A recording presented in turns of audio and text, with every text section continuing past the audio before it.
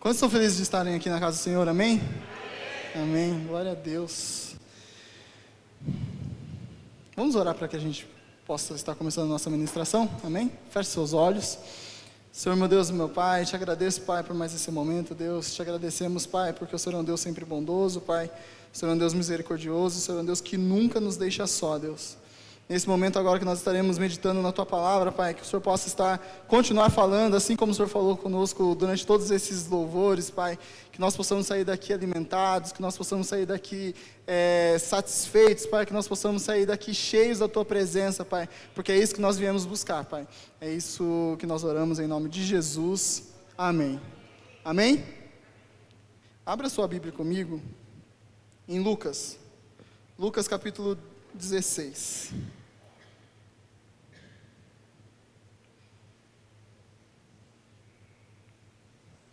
Hoje é o culto na sala do Pai. Hoje é o culto o momento onde nós podemos nos sentar e ouvir daquilo que o nosso Pai Celestial Ele quer nos falar, né? Ele quer nos falar, nos ensinar, nos exortar, nos fazer crescer, nos tornar férteis, para que nós possamos multiplicar. Amém? Amém? Lucas capítulo 16. Antes da gente ler, eu estou lendo um livro que se chama No Alvorecer dos Deuses, do pastor Iago Martins. Alguém já ouviu falar desse livro? No Alvorecer dos Deuses? Não? Só a Thalita que eu falei para ela. Mas No Alvorecer dos Deuses, eu estou lendo esse livro, e esse livro ele trata sobre a idolatria no coração do homem, no Alvorecer dos Deuses. E uma das frases que tem lá no livro, eu não terminei de ler ainda, acho que estou na metade do livro, mas uma das frases que ele diz bastante nos capítulos onde eu li, ele fala assim, ó: o homem foi criado para adorar. Nós fomos criados para exatamente isso que nós fizemos agora há pouco, adorar ao nosso Deus. Se você não adora ao único Deus verdadeiro, certamente você estará adorando alguma outra coisa. Se você não adora ao único Deus verdadeiro, certamente você vai adorar a alguma outra coisa a não ser o nosso único Deus verdadeiro. E isso o pastor já falou aqui várias e várias vezes aqui no púlpito. Obrigado, Washington. Só que eu quero falar um pouco mais profundo sobre essa parte da idolatria que nasce dentro do nosso coração. E eu estava assistindo um vídeo desse pastor Iago Martins, e ele falou uma frase que eu achei super interessante, que é onde eu quero falar um pouco nessa noite. A frase é: o que sobra de nós depois que perdemos tudo? O que sobra de nós depois que perdemos tudo?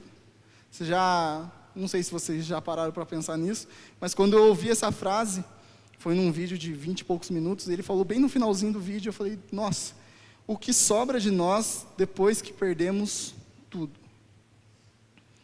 Se em nosso coração há um altar levantado para algum outro Deus que não seja o único Deus verdadeiro, como nos portaremos quando esse altar for derrubado?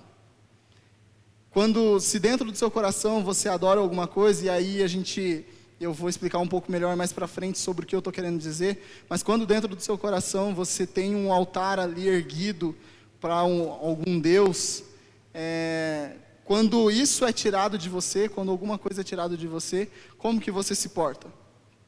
O que irá sobrar de nós depois que perdemos o nosso tudo? Mas antes de chegarmos à resposta dessa pergunta, eu gostaria de, junto com vocês, irmos procurando dentro de nós qual é o Deus verdadeiro a qual nós seguimos. Porque dentro do livro ele fala que às vezes nós podemos estar dentro da igreja, nós podemos levantar as nossas mãos, nós podemos cantar, nós podemos tocar, nós podemos fazer e acontecer dentro da igreja. Mas não necessariamente você coloca Deus, Jesus, em primeiro lugar na sua vida. Existe alguma coisa que está em primeiro lugar na sua vida, e a gente vai tentar falar sobre isso, amém? A nossa verdadeira adoração está relacionada àquilo que mais toma o nosso tempo, aquilo que nós gastamos tempo, energia e vida. Se tirar isso, o que sobra de nós? A sua verdadeira adoração é quando você deposita energia, tempo e vida nessa coisa. Se tira isso de você, como é que nós vivemos? Como é que nós nos portamos? Lucas 16, versículo 13, ele diz assim, ó: Nenhum servo pode servir a dois senhores, porque irá odiar um e amar ao outro, ou irá se dedicar a um e desprezar o outro. Vocês não podem servir a Deus e a riqueza. Algumas versões falam a mamon, né? Ou ao dinheiro, como está ali. Versículo 13 de novo. Nenhum servo pode servir a dois senhores, porque irá odiar um e amar o outro, ou irá se dedicar a um e desprezar o outro. Vocês não podem servir a Deus e a riqueza. Neste versículo, Jesus diz a seguinte frase: nenhum servo pode servir a dois senhores. E no final ele fala: vocês não podem servir a Deus e a riqueza, ou o dinheiro, ou a mamon. Como eu disse agora há pouco, a nossa verdadeira adoração está relacionada àquilo que mais toma o nosso tempo. Não podemos servir a dois senhores. Nesse texto, e nessa história aqui que Jesus estava contando, o senhor dessa pessoa é a riqueza.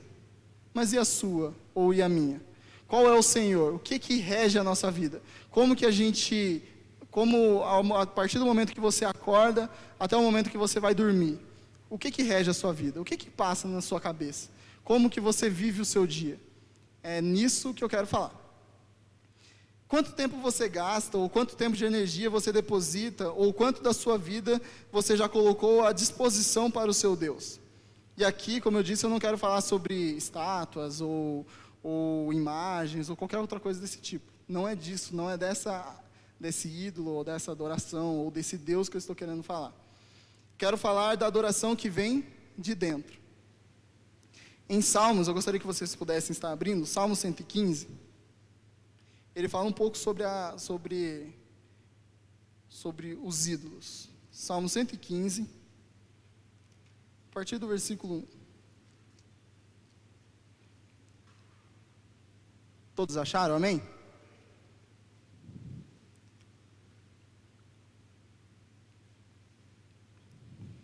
Engraçado, né? Quando a gente fica bastante tempo sem pregar, eu fico nervoso de novo.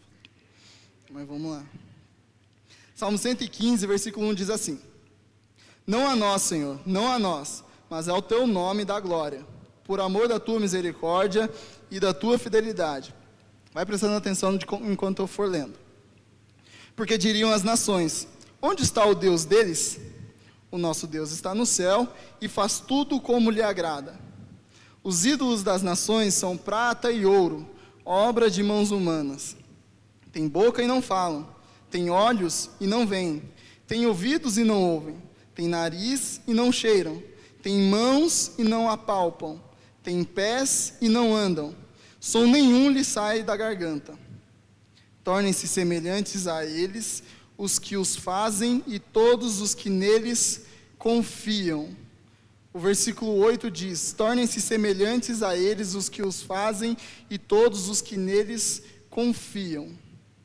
Em quem você confia? A gente percebe nesse texto aqui que ele diz: os ídolos das nações, no versículo 4, são prata e ouro, obras de mãos humanas. Então, os ídolos das nações, os ídolos dos homens, os ídolos do mundo, são feitos de prata e ouro, são construções humanas, são feitos a partir de algo que nós vemos e a gente começa a reproduzir aquilo.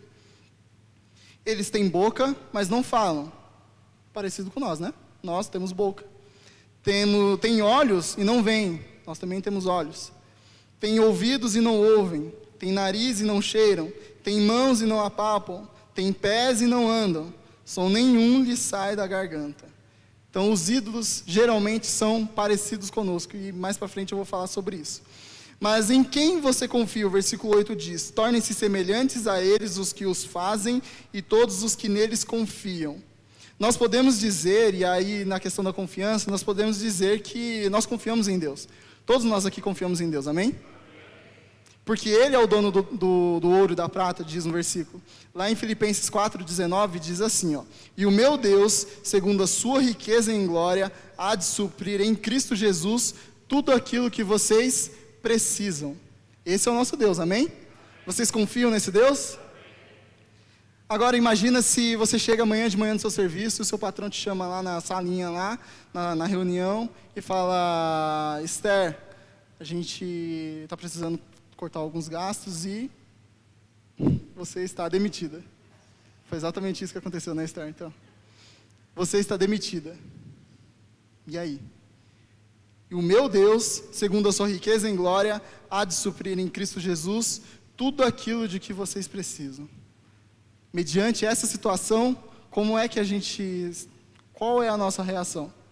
Às vezes de preocupação ou angústia por não saber como será o dia, né? Isso é normal, isso é algo que pode acontecer e é algo natural. Mas e quando essa preocupação e essa angústia e esse medo começa a crescer de uma forma que não é normal, é algo anormal? Quando você olha para essa situação e diz assim, quando a nossa reação é de um desespero tão grande que nos esquecemos do Deus que dissemos confiar, é neste momento que descobrimos quem realmente está no altar dos nossos corações. São idolatrias que muitas das vezes nós acabamos passando batido e vivemos uma vida achando que confiamos em Deus. Mas na verdade, nessa situação que eu acabei de criar aqui, na verdade a nossa confiança está o quê? No nosso emprego, no nosso salário, naquela conta poupança lá que você guardou o seu dinheiro lá e reservou, e agora você vai ter que começar a usar porque você está desempregado, e agora, meu Deus do céu, o que vai acontecer? A sua confiança estava em Deus ou estava nessas outras coisas? Vocês estão entendendo o que eu estou querendo dizer? Amém? Se você se encontra nessa situação, eu te convido a de fato confiar em Deus, no único Deus verdadeiro, e derrubar esse altar da riqueza em seu coração, ou qualquer outro tipo de altar que você possa depositar toda a sua confiança lá. Em sua mente, eu te convido a de fato confiar em Deus, no único Deus verdadeiro, e derrubar esse altar de riqueza em seu coração, em sua mente, para que a partir de hoje a sua confiança não seja em carros ou em cavalos, mas que, assim como eu, como diz o versículo, faremos menção do nome do Senhor, amém? Nós não depositaremos mais a nossa confiança, a nossa fé nessas coisas, nesses ídolos, nessas coisas que tomam o nosso coração e às vezes a gente não percebe. A gente passa uma vida toda vivendo isso e não percebemos que de fato tem algo acima do nosso Deus verdadeiro. Então eu te convido nessa noite a você derrubar esses altares, e aí a gente vai falar um pouco mais sobre isso, para que a gente possa, assim como o salmista disse, fazermos menção do nome do Senhor. Nós não confiamos em carro, em cavalo, nós não confiamos no nosso emprego, nós não confiamos, como o pastor orou agora há pouco, no governo, e não confiamos nisso. Nós faremos menção, nós confiamos no Senhor, que é aquele que nos deu a vida, aquele que morreu por nós, e aquele que um dia irá voltar para nos buscar, amém? O pastor falou no domingo, e isso daqui é interessante, ele falou no domingo uma frase que eu disse do livro para ele, só que ele falou errado a frase, né? E agora eu vou consertar o que ele disse. Ele falou meio que por cima assim, mas eu vou corrigir a frase que ele disse. É assim, o evangelismo muitas das vezes se torna ineficaz, porque o evangelismo atinge o coração da pessoa. Toda vez que você quando você vai fazer um evangelismo, você atinge o coração da pessoa. Ela se comove, chora, atinge as emoções, sabe? Quando você atinge o coração da pessoa. Mas para que os ídolos dessa pessoa possam ser derrubados, é necessário atingir a mente. Porque se você não atingir a mente dessa pessoa, essa pessoa vai chorar, essa pessoa vai se comover, essa pessoa vai levantar a mão, essa pessoa vai fazer tudo aquilo que a gente sabe que faz, mas não vai conseguir tirar do seu coração ou da sua mente aquilo que realmente rege a sua vida, esse ídolo, esse Deus, esse algo que ela deposita toda a sua confiança. Quando nós atingimos a mente dela, é lá que os ídolos moram, é lá que o altar é erigido e é adorado.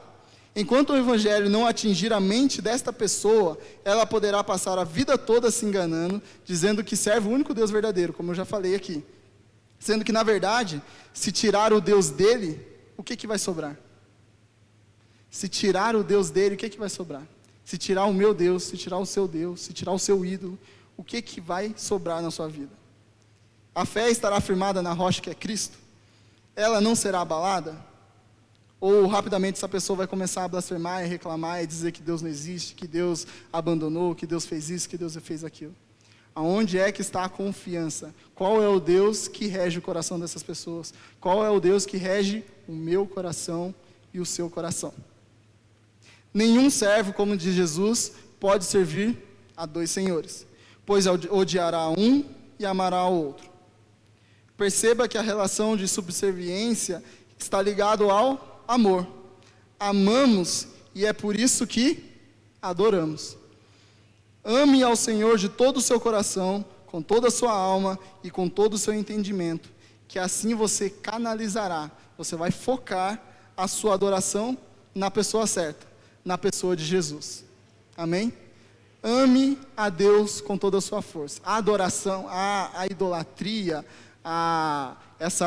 esse Deus que rege o nosso coração, essa vontade de querer adorar, esse desejo de adorar, como eu disse no começo, que nós fomos criados para adorar, nós temos que focar ela na pessoa correta.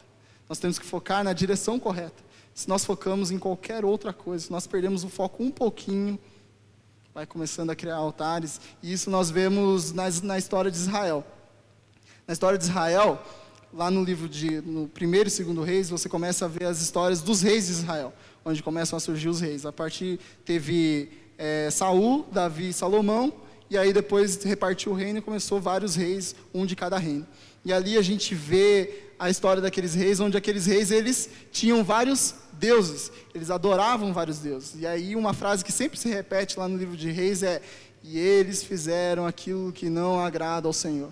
Porque eles adoraram a Deus tal, eles adoraram a Deus tal, adoraram isso, fizeram isso, ergueram altares e tal e tal. E isso se repete por várias e várias vezes no livro de Israel. Em Israel eles tinham esse problema, que era o problema da idolatria. E a gente vai ver exatamente o que acontece com isso. Porque eles não estavam focando na pessoa correta, em Deus. Eles focavam em qualquer outra coisa. Eles focavam em qualquer outro lugar, menos em Deus.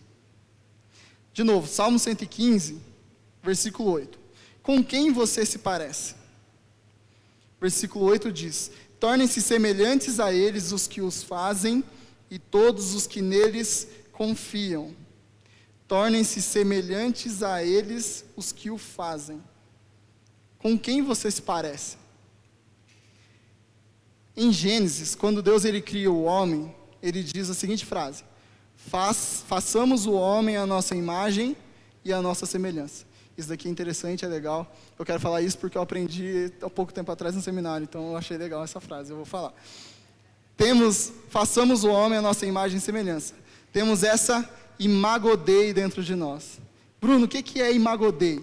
Imago Dei nada mais é do que a semelhança mental, moral e social que temos com Deus. Então, imago Dei é a própria semelhança mental, moral e social. Quando Deus fala, façamos o homem à nossa imagem e semelhança, Ele está dizendo que nós teremos a semelhança mental, moral e social. Obviamente que no pecado, quando Adão peca, essa semelhança, ela se deforma um pouco, né? Ela se deforma,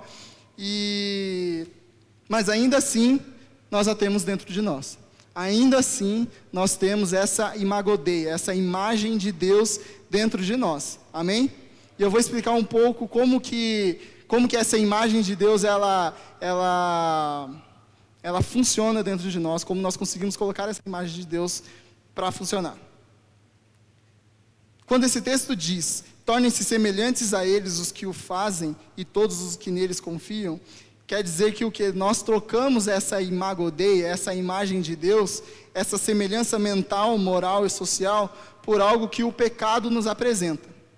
Vou te dar um exemplo. Abre lá comigo em Isaías 6. Quantos estão entendendo, amém? Isaías 6, versículo 9 e 10.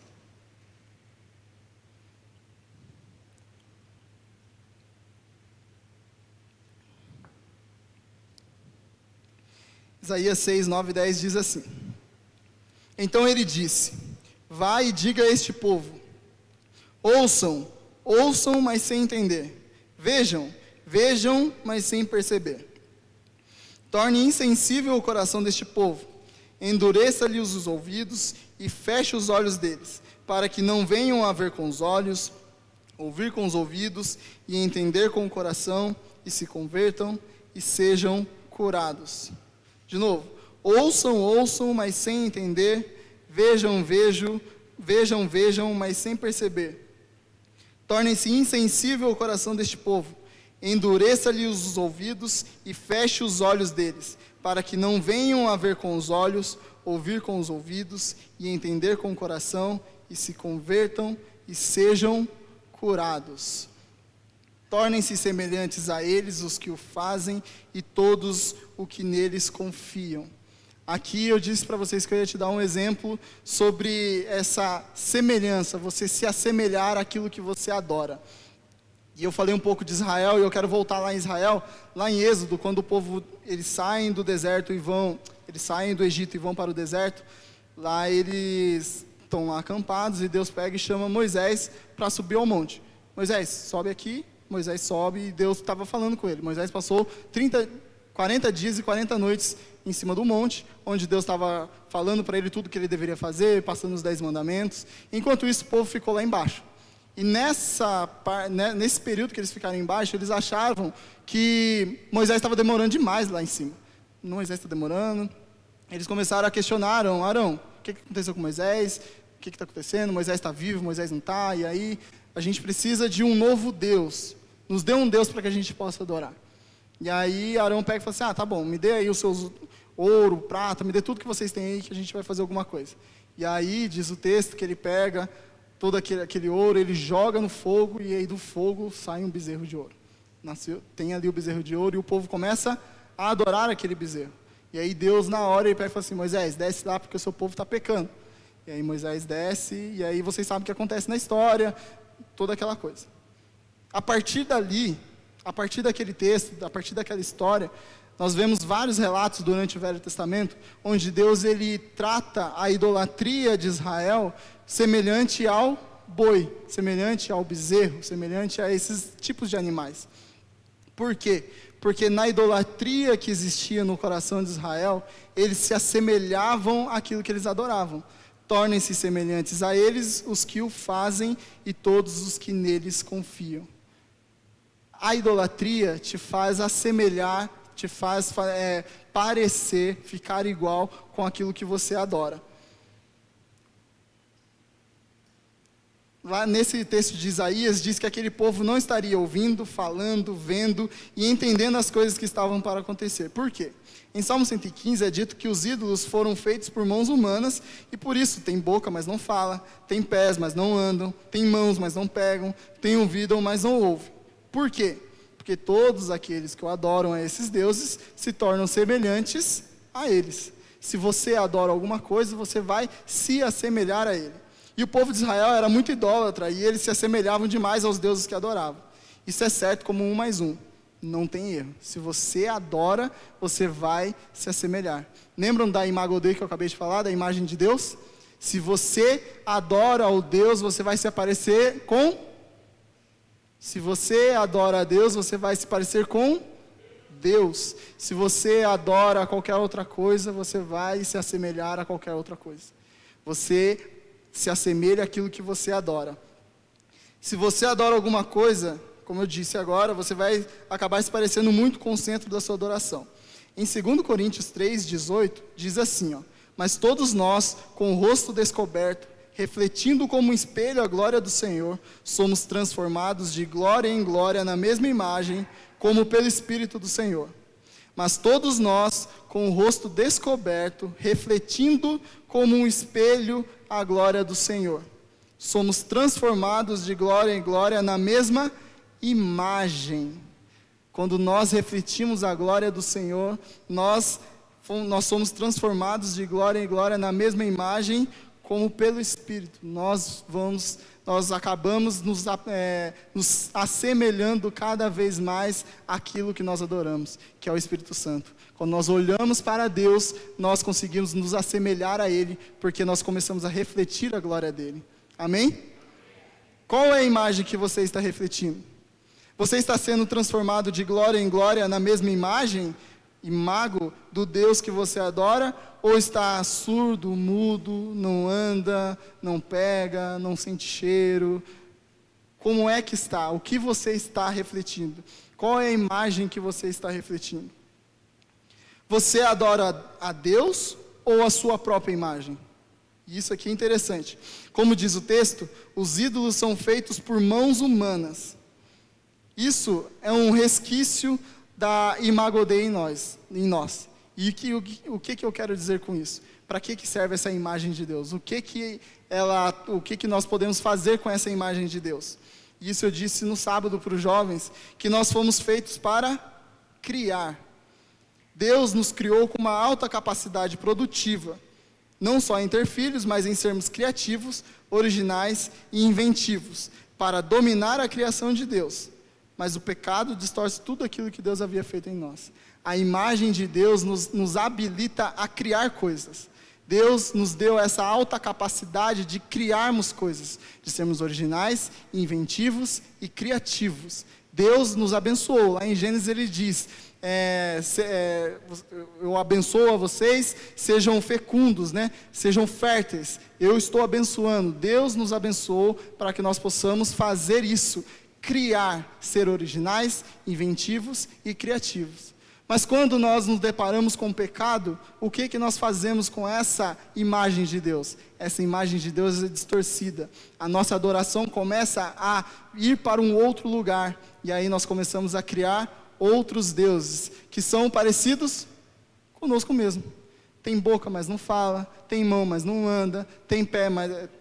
Tem boca, mas não fala. Tem mão, mas não pega. E tem pés, mas não andam.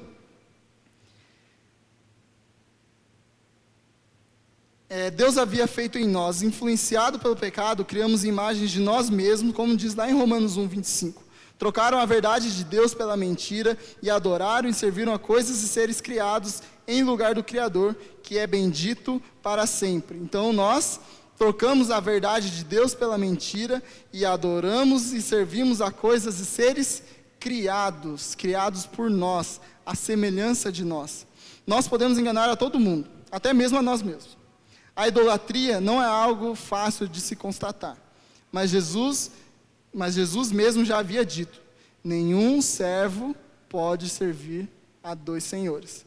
Nós não vamos conseguir refletir a imagem de Deus se dentro de nós ainda estiver ídolos que não foram derrubados. Na história de Israel, toda vez que ali naquele livro de Reis que eu estava falando para vocês, quando Deus ele queria tratar com o pecado de Israel, esse pecado da idolatria, a primeira coisa que ele fazia é o quê?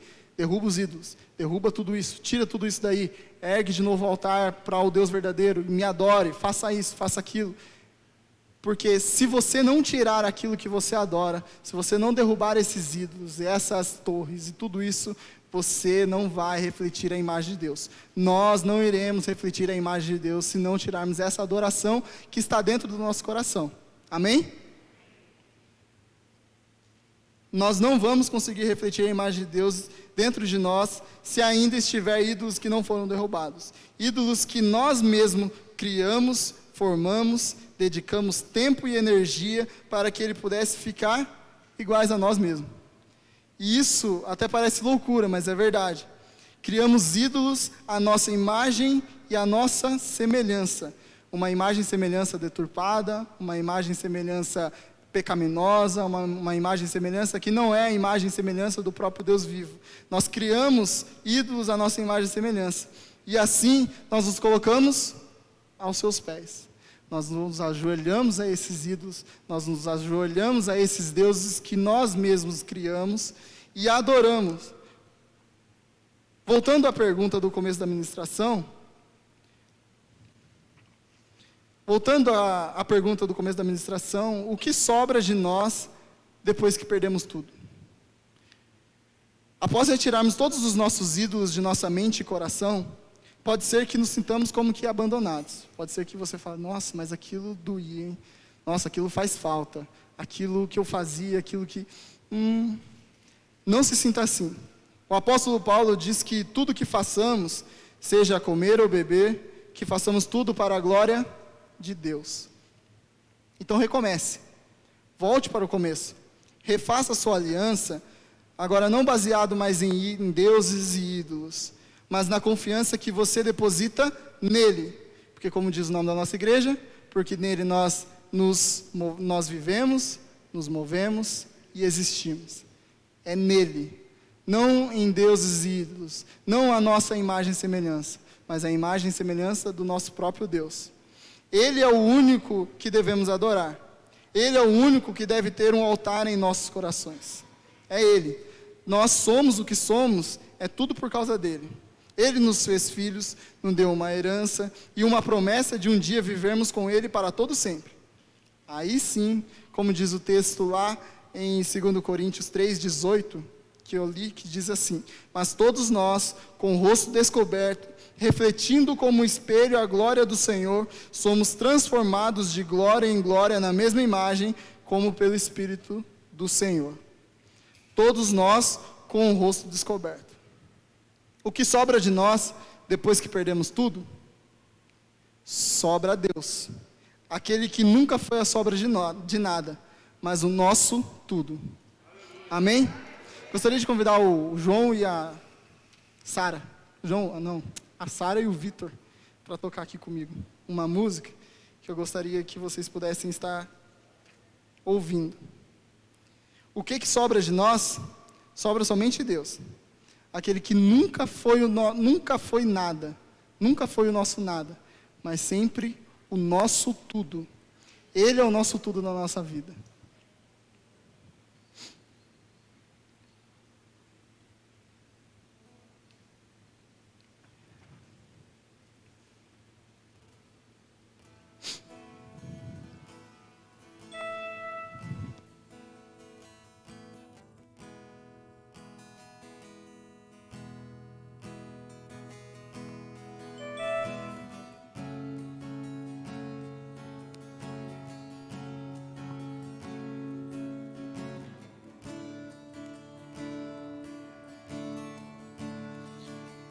Vi o Senhor sentado no alto e sublime trono,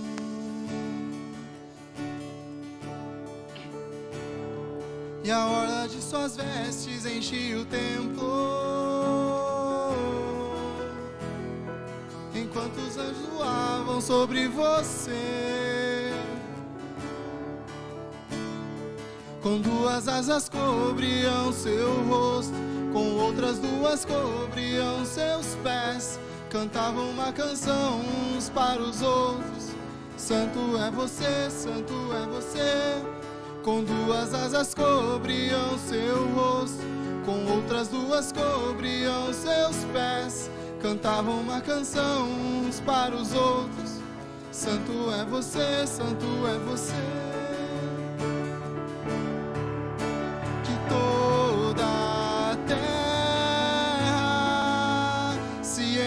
Com a tua glória, que toda a casa se encha com a tua fumaça, e que os meus olhos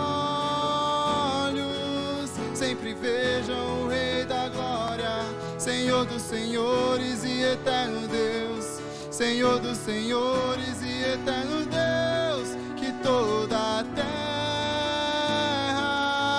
se encha com a tua glória, que toda a casa se encha com a tua fumaça, e que os meus olhos sempre vejam o Rei da glória, Senhor dos senhores e eterno Deus, Senhor dos senhores e eterno Deus.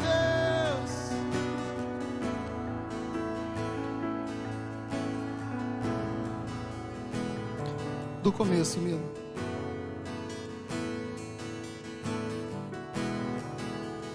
Vi o Senhor sentado no alto e sublime trono,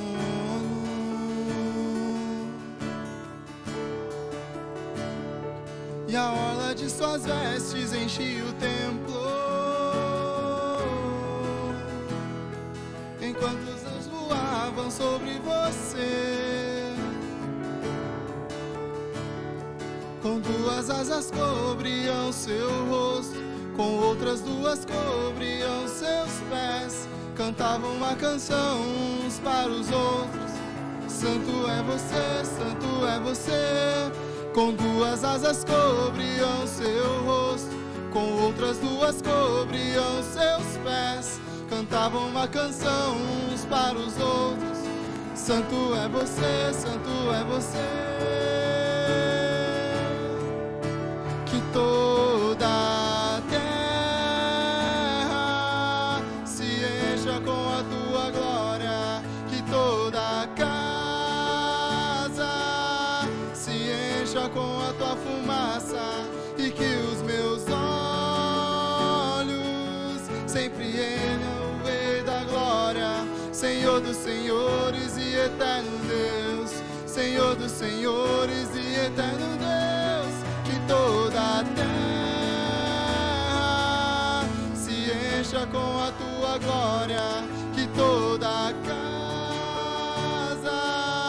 se encha com a tua fumaça, e que os meus olhos sempre vejam o Rei da glória, Senhor dos senhores e eterno Deus, Senhor dos senhores e eterno Deus.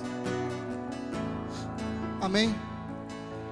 Que toda a terra seja... Coloca a letra de novo, Milo. Que toda a terra se encha com a sua glória, que toda a sua casa se encha com a tua fumaça, e que os meus olhos sempre vejam o Rei da glória, Senhor dos senhores e eterno Deus, Senhor dos senhores e eterno Deus.